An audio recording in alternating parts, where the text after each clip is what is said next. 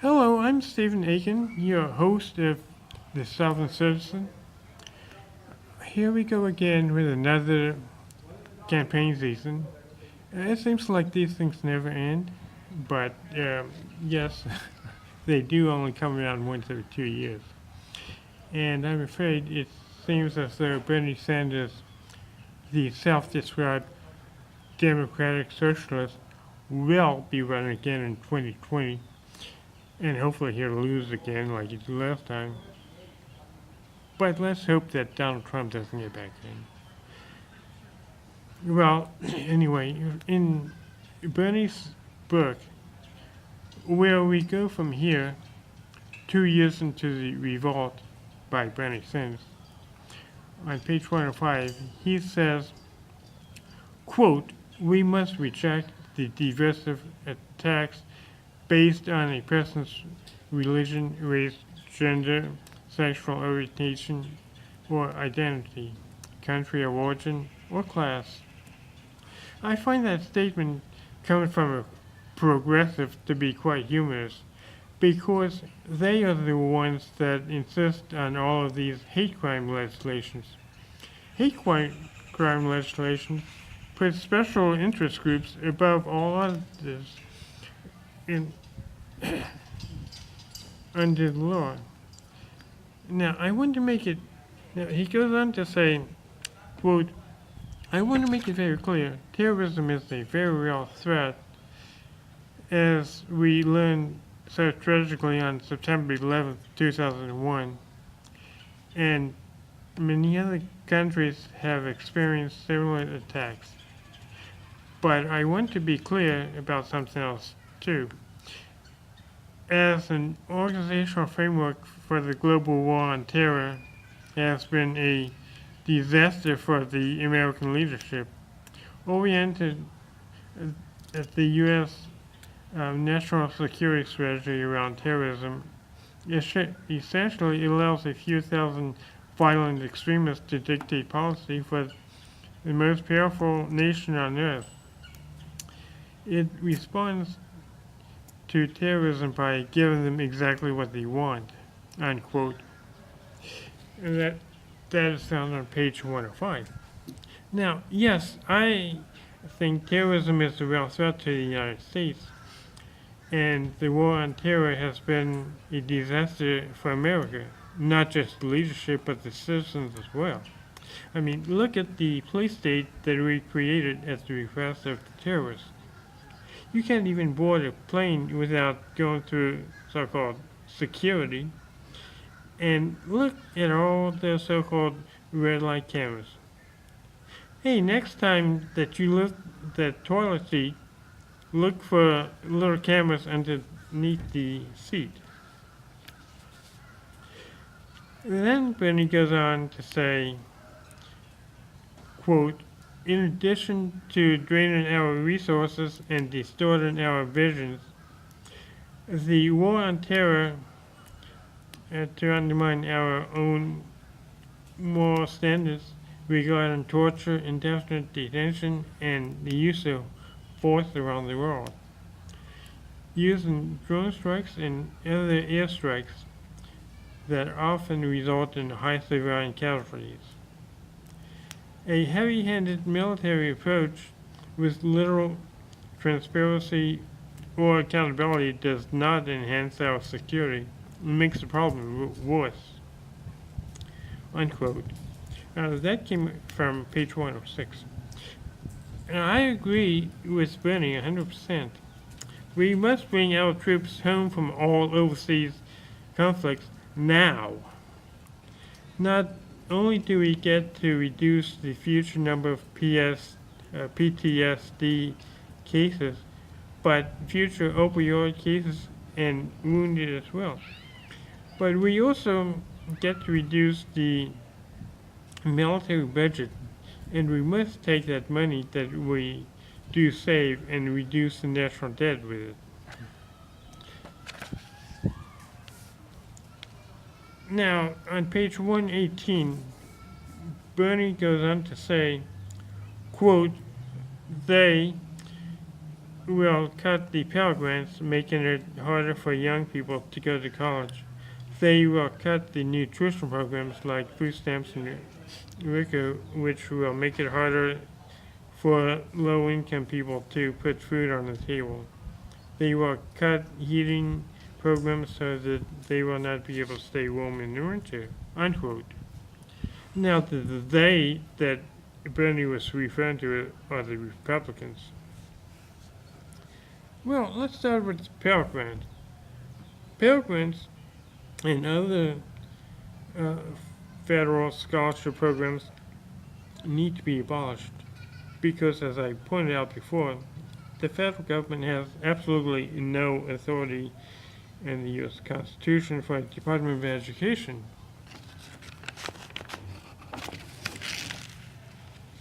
Okay, now about the WICA programs and other nutritional programs. They too need to be abolished because the 10th Amendment to the U.S. Constitution is quite clear. Powers not delegated to the United States by the Constitution, nor prohibited to it,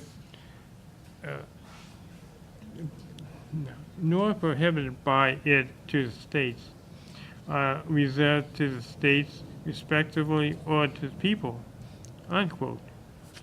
And there isn't anywhere in the Constitution that authorizes the U.S. to have any type of welfare for the inhabitants of the U.S. Yes, I realize that Article 1, Section 8 says, quote, the Congress shall have the power to provide for the common defense and general welfare of the United States, unquote. Well, the phrase to provide for the common defense seems to be quite straightforward and unambiguous. But the phrase in general welfare seems to give some people apoplexy, but it seems quite straightforward to me. General welfare of the United States is not the same as specific welfare for the inhabitants of the United States. In other words, if you owned a house and rented it out, you would be responsible for the general welfare of the house and the property which it sits on.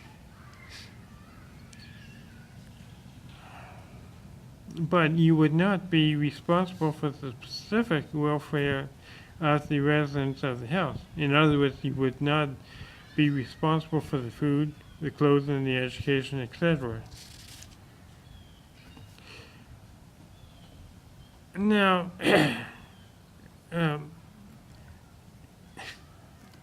excuse me, but I have to chuckle a little bit about Bernie.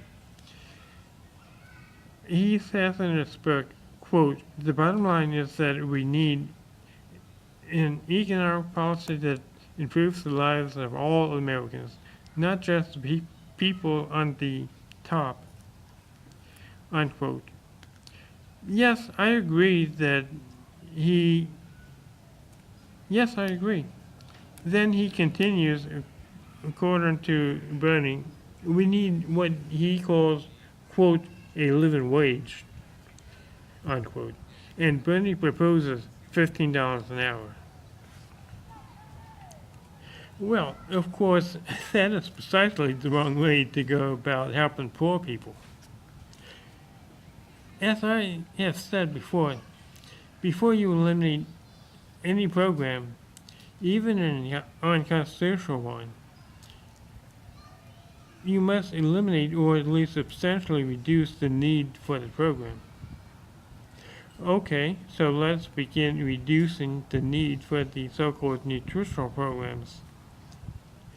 Obviously, the first thing you do is eliminate the Social Security payroll tax, so that the worker, as I talked about in a prior episode entitled My Plan to Eliminate Social Security, so that the worker will immediately have more money in their pocket. But don't stop there. Next, eliminate or substantially reduce the motor fuel tax. According to the Federal Highway Administration motor fuel tax complication, outreach. It's the federal motor fuel tax is gasoline is 18.4 cents a gallon, and diesel and kerosene is 24.4 cents a gallon. If a person has a 20-gallon tank and they fill up once a week, that is $3.68 per tank for gas and 4.88 cents a tank for diesel. And per year, there would be $191.36 for gas and $253.76 for diesel. Well, that's a lot of money, especially for a working single parent. And that's just the federal tax. Most states have their own fuel tax, and so do most local governments. And I feel sorry for the poor people in Pennsylvania because they pay a whopping 57.6 cents a gallon for gas and 74.1 cents a gallon for diesel. That would come to $599.04 for gas and $770.64 for diesel. And that's per year. And is the state tax. Add the federal tax, and you have a crying shame. You have 599.4 cents plus $191.36 equals $790.40 for gas and $1,024.40 for diesel. Well, I suppose they could move to Alaska, where they would only pay 0.0895 cents per gallon for gas or diesel, but that still comes to $930.80 per year. And don't forget, most counties and parishes and municipalities charge their own fuel tax on top of federal and state. And need to eliminate ridiculous laws that bar the unemployed and underemployed from pulling themselves out from their own bootstraps. Now, as I have shown you with the fuel tax, poverty is not exclusive domain to the federal government, although the federal government does play a big part. But let me give you one example from my state, Florida, which